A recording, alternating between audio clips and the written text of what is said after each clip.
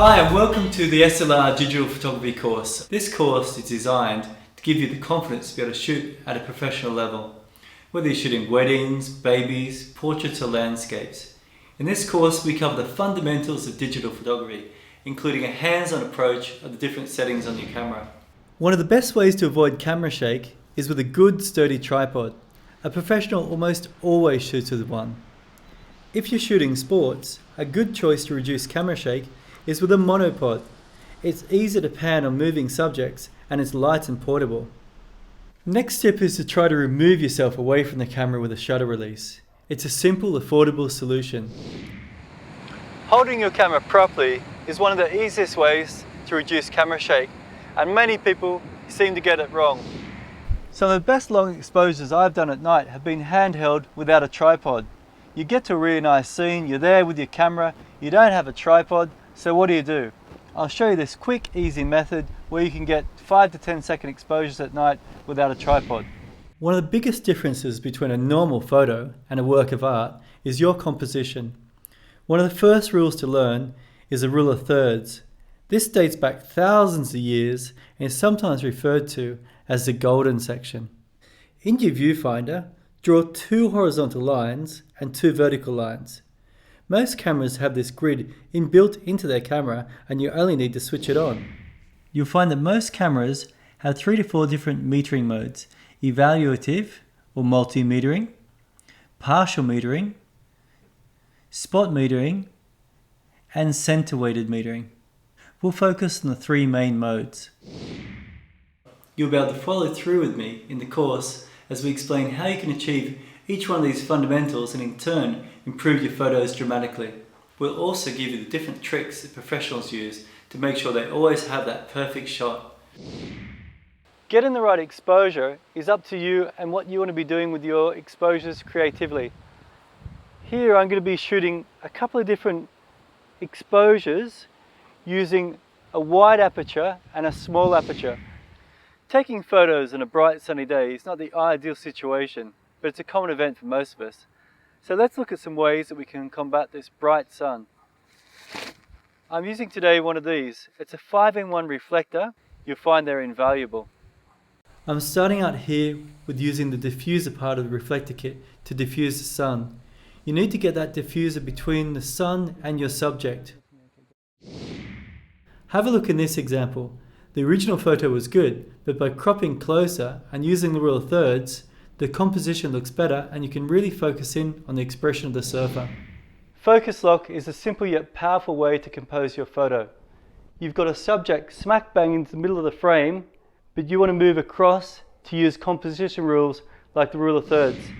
If you abide by these rules before taking a photo, you will see a massive improvement in your photography straight away. If we know how the system works, then we can really push it.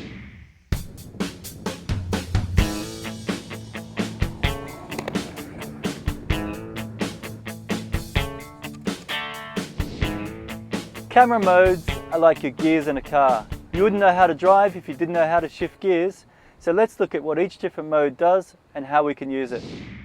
Once you have that perfect photo, then you need to store it. There are 3 main formats: JPEG, RAW and TIFF files. You move your grey card in front of the camera, fill up the frame, take a shot.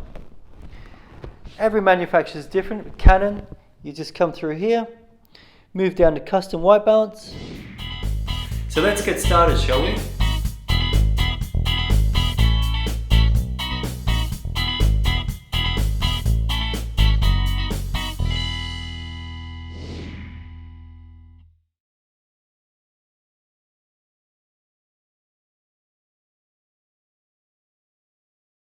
Nikon D7100. Now we've had some time to use this, test it, put it through its paces. Now when this first came out, 24 megapixel camera, 100% viewfinder coverage, dual SD card slots. The thing is just loaded with features. It really read like a photographer's dream. And Nikon made it happen, and they made it happen for $1,200, which is really an unbelievable price to pay for something like this. Now in that, you're also going to get weather sealing. You're going to get a lot of the professional features, 51-point autofocus system, 15 cross-type focus points in there. It really and truly reads like a dream spec camera. So let's put this to the test and see how it handles. Now when we take a look around the body of this camera, it really feels like a Nikon D7000 and a D600 kind of mixed and merged together. If you're a Nikon shooter on either one of those, you're going to feel right at home.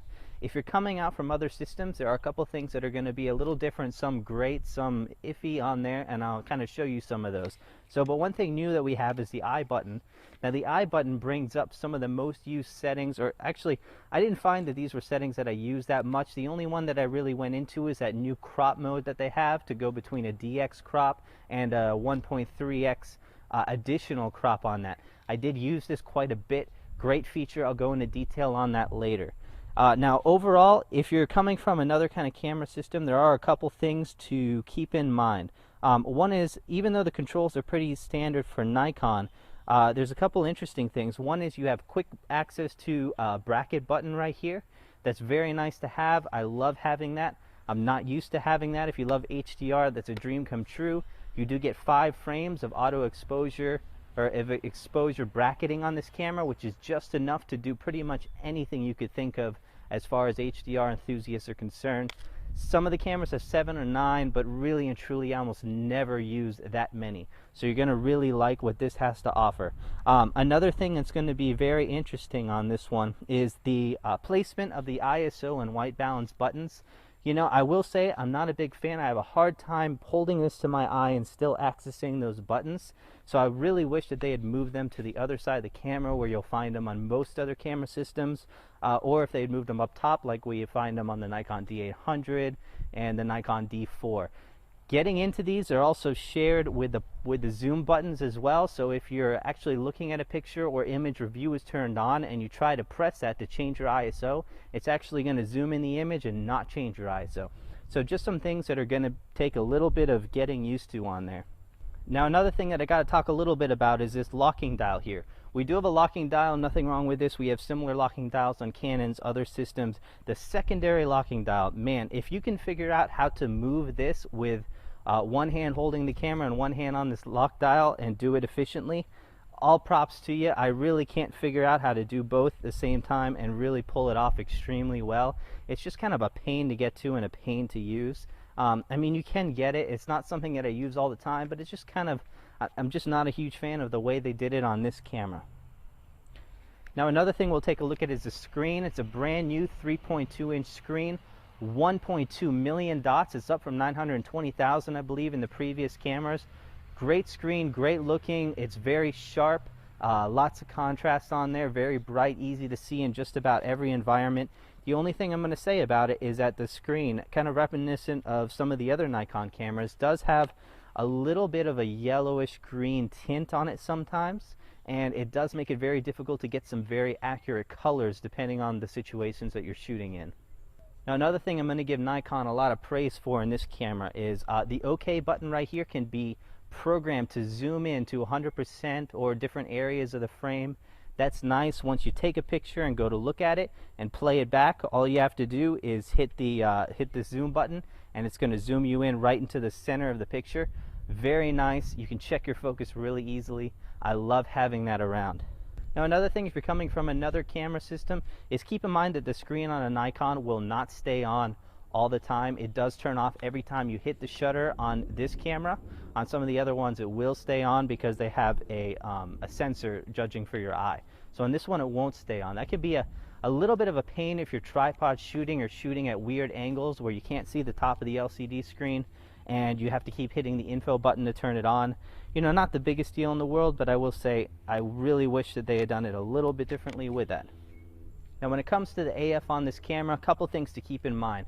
51 points, 15 cross type. That's really kind of a dream AF system for a camera like this. Way better than we see at other systems in similar prices to where this camera is at.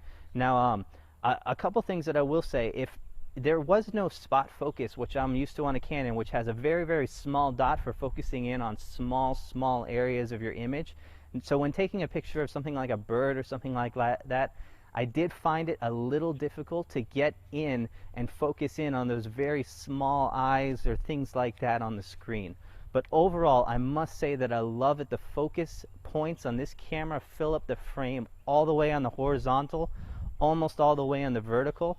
If you zoom in and use the 1.3 crop, you get even further filling of the frame with the focus points. Really kind of a dream come true when it comes to that. We get a lot of focus points spread out through the entire frame on this camera.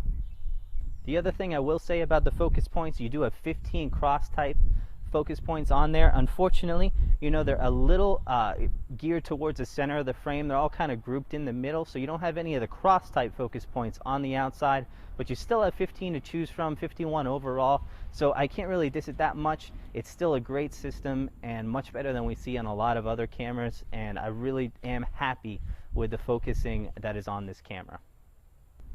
Now when it does come to straight up image quality on this, I'm very happy with the pictures. You're talking about pictures that are full of contrast, they're sharp, they look perfect. The only exception would be I did have some color problems when using the auto white balance. Depending on your lighting, if you get into kind of rough lighting, it does gear a little bit more towards kind of a yellowish green, and it really is a little bit difficult to get auto white balance in those settings. Now I shoot RAW, so it's not a big deal. I recommend you shooting RAW too if you're using this. If you are a video shooter or you do shoot JPEG, you might need to experiment around with some of those custom white balance settings. Go into Kelvin, set your white balance ahead of time. I really wouldn't rely on the auto white balance for something like that. Now one thing that Nikon does a great job of, and this camera is no exception, is dynamic range. There is just a ton of detail filled into those shadow areas mostly. Not a whole lot on the highlights, more similar to what we're seeing with other cameras. But in the shadows, you can take a very underexposed image and boost it 2 to 3 stops. The image still looks good. You hardly add any grain. No other issues that I was able to see inside the degradation of the picture. Everything still looks great, even when boosting the shadows to that extreme. Dynamic range is really something that's excellent on this camera. So overall, image quality looks great. Now when we start to get into our low light testing, things looked very good at ISO 1600, really holding its own, almost no grain inside of the images. When we start to bump things up into 3200 ISO, we start to see the grain there. The picture still looks pretty good though, not seeing a whole lot of issues. Even in at 100%, it really doesn't look that bad. Very good for a crop sensor camera. Now shooting it up to 6400 ISO, you know, even a lot of our pictures that we did shoot without zooming in on them, they've lost their black levels. They've gotten kind of a purple tint to them. You're seeing the color noise creep in there. The regular noise is in there. It really is not usable for a lot of things up at 6400 ISO and more, but I feel very comfortable using this camera at 3200 ISO and below. That's really impressive considering this is a 24 megapixel